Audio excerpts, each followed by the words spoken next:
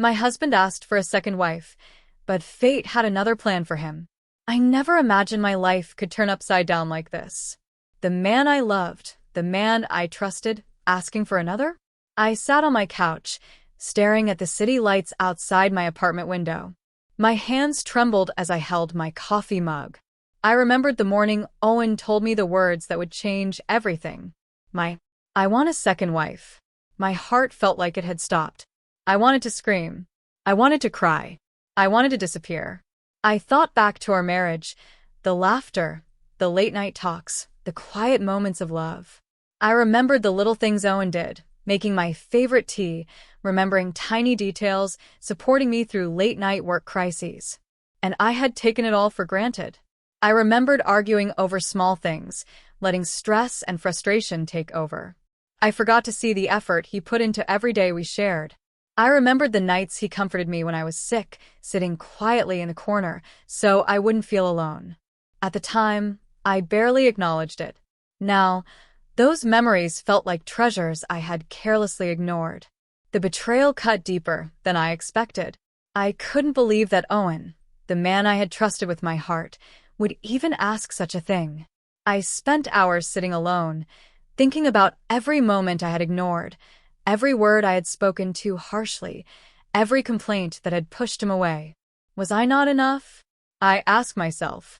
Was our love so fragile that one question could shake it apart? I realized that I had been running, not from Owen, but from my own fear of being ordinary. I thought a new life would be more exciting, but it was just the same life without its heart. I knew I couldn't control Owen, but I could control myself.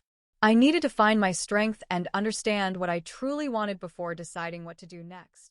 I began focusing on myself.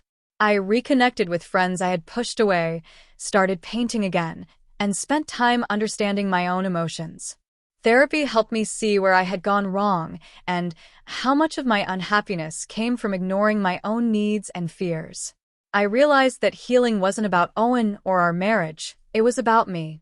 I needed to become someone I could respect and someone who could make clear, thoughtful choices.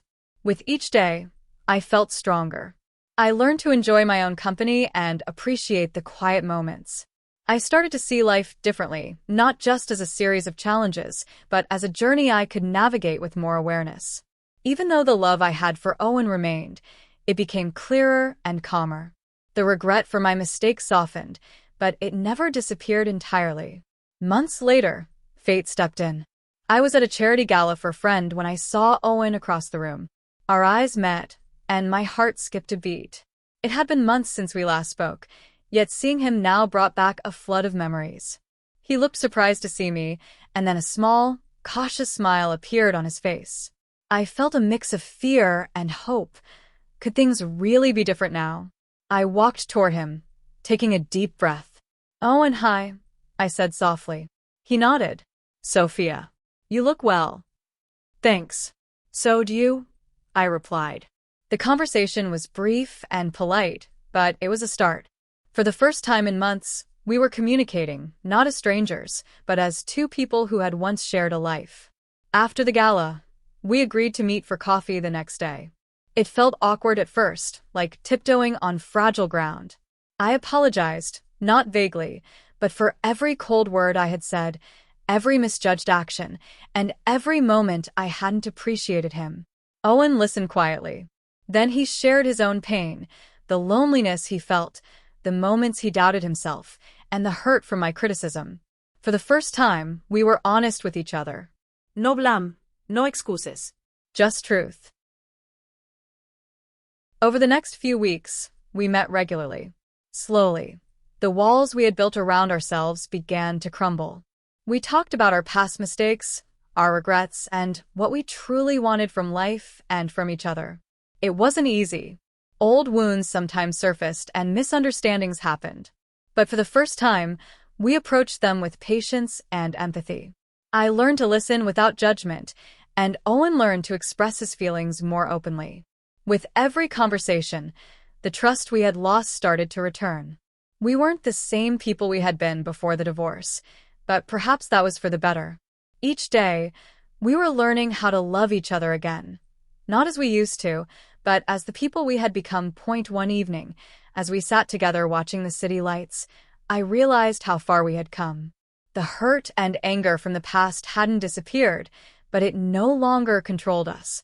I looked at Owen and saw not just the man I had once loved, but the man who had seen me at my worst and still chose to move forward with me. We didn't go back to the life we had before. We built something new, stronger, more honest, and more compassionate. I understood that true love isn't about perfection. It's about patience, forgiveness, and the courage to face challenges together. If you're watching this story and see yourself in it, remember, it's never too late to find your strength, to face your heart, and to embrace the twists life has waiting for you. Sometimes, what seems like an ending is just the beginning of something far more meaningful.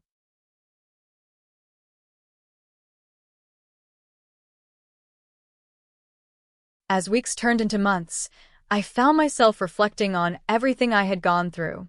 I realized how much I had grown, not just as a wife, but as a person.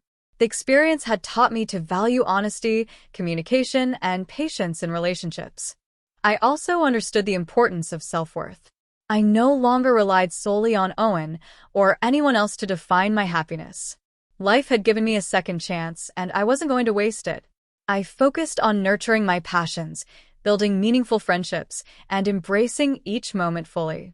Even when challenges came, I felt more equipped to face them, with clarity and resilience I hadn't known I possessed before. Over time, Owen and I continued to rebuild our relationship, not by returning to the past, but by creating a future together. We faced challenges, but now we face them as partners,